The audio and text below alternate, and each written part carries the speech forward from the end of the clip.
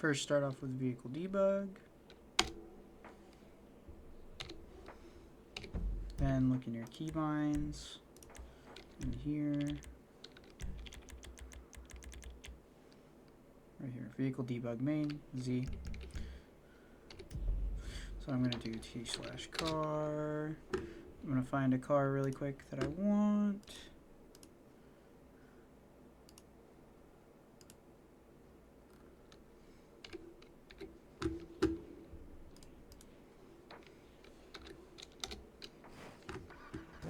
Press Z, this whole input comes up right here. Okay, so now that we're in vehicle debug right here, I'm going to reset the stats so everything's reset. I'm just going to show you stock speed, how it is right now. So it's taking a while to get up to speed. It's pretty slow. This looks like a pretty nice Mustang, so I want it to go quicker.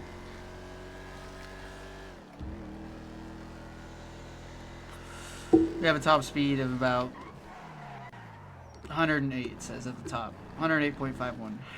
So I want this to get up speed a lot quicker. So there's a couple things that you need to worry about when you're trying to get to a higher top speed. So big ones to care about is you can change the gearing right here. You can change how fast it'll accelerate. This is a pretty slow acceleration rate. 0.29 is really slow. Drive inertia is how fast it'll redline up. I usually don't do that too often. I usually just leave it at 1. 1's like standard for every car. This is how fast it'll shift. So I want it to shift faster. I want it to be a more of aggressive shifting. I want it to accelerate quicker. But the big thing that you always want to change first is this one. Initial drive max flat rate. This one I want to push to 200. So it hits 200 miles per hour. Just doing that alone, we're at 108 right now. I'm going to reset the stats. You're going to see just doing that alone will let it get up to a higher speed so it doesn't cap itself. But it's still pretty slow getting up there. Like, honestly, it's still too slow for my liking. I'd rather it get up to speed quicker. I'd rather it shift quicker.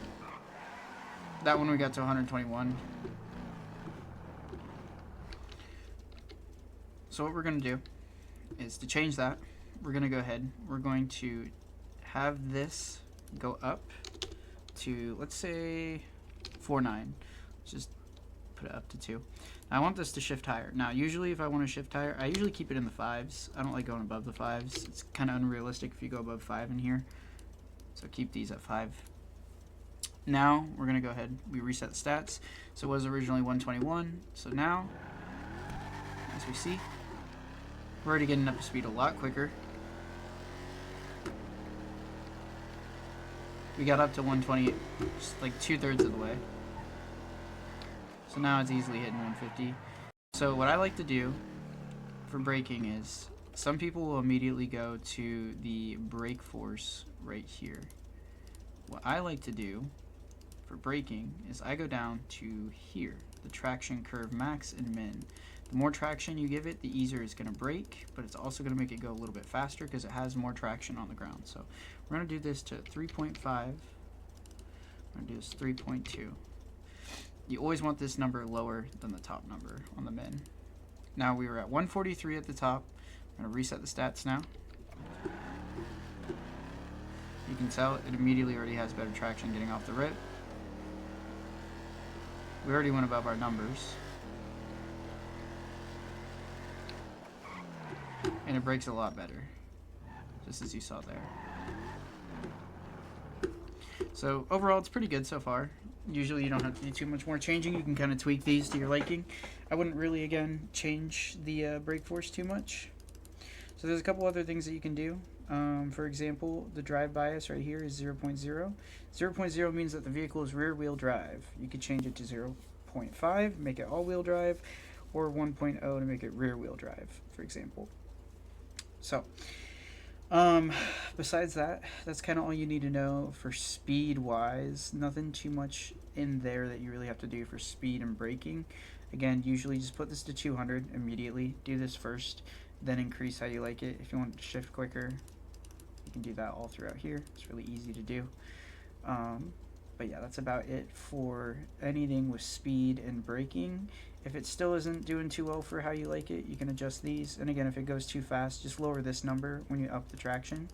The one thing that I did notice is you're going to see this low speed traction loss multiplier. So that's, if I go back and I put this to what it was, so let's just say 2.5, let's say 2.2, it spins out like that in the back.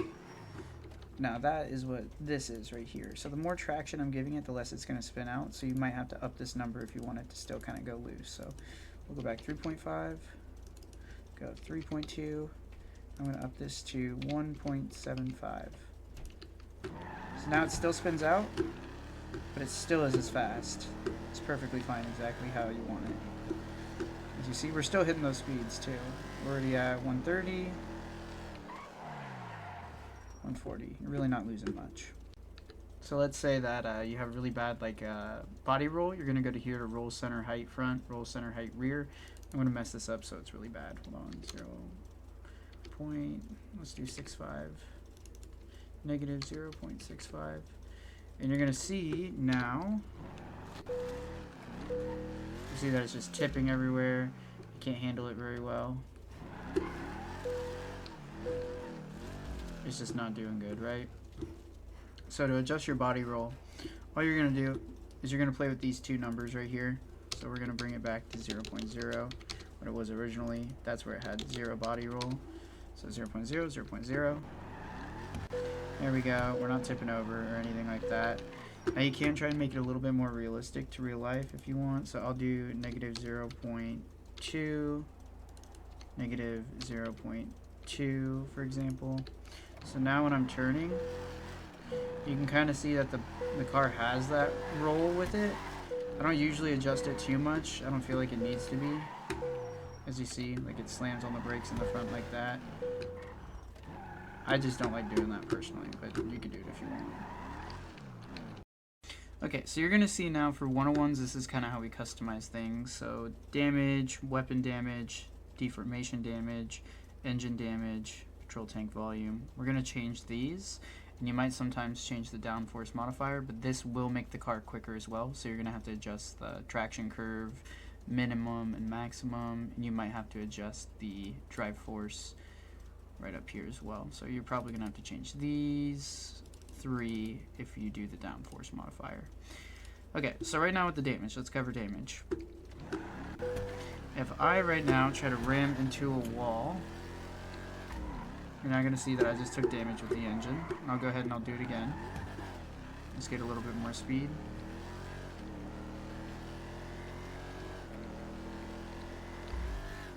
There we go. We damaged the engine pretty badly. As you can see, the car is pretty damaged.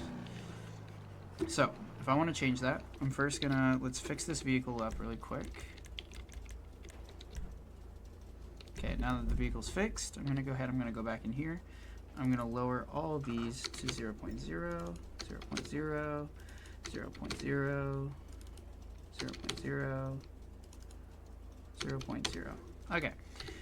So I got it all fixed now. So now if I go ahead, I'm going to ram into a wall. You're still going to have a little bit of cosmetic damage. That's a vehicle flag that you have to add in the handling, I believe, so it doesn't take any damage at all. But I'm going to go ahead, I'm going to ram into here, and you're going to see I'm going to take no damage. As you can tell, a little bit of damage right here, but you have 0% damage on your engine. The next thing you would want to change for a 101 is the downforce modifier. So it's at 0.0 right now. So what that means is I'm just going to go ahead, I'm going to hit this hill and get some speed so it actually boosts me up. Right there, as you can see, I'm coming off the ground.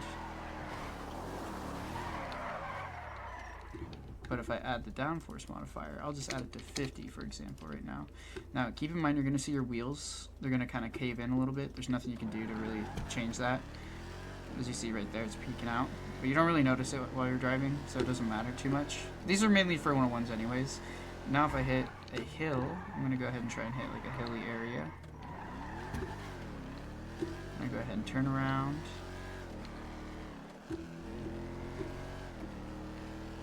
So for this now, you're going to notice that we stick to the ground no matter what we're going over. So this might be where you can go ahead and adjust some of the stuff right here, like rebound, the suspension upper limit, lower limit. But again, I usually don't change that. I kind of just, oh well, keep it as it is. It's not like people are looking at my tires as I'm driving. And you're not really noticing them either if you're driving like this. Unless you really slam your cars. But as you can see, I'm not even bouncing off or anything.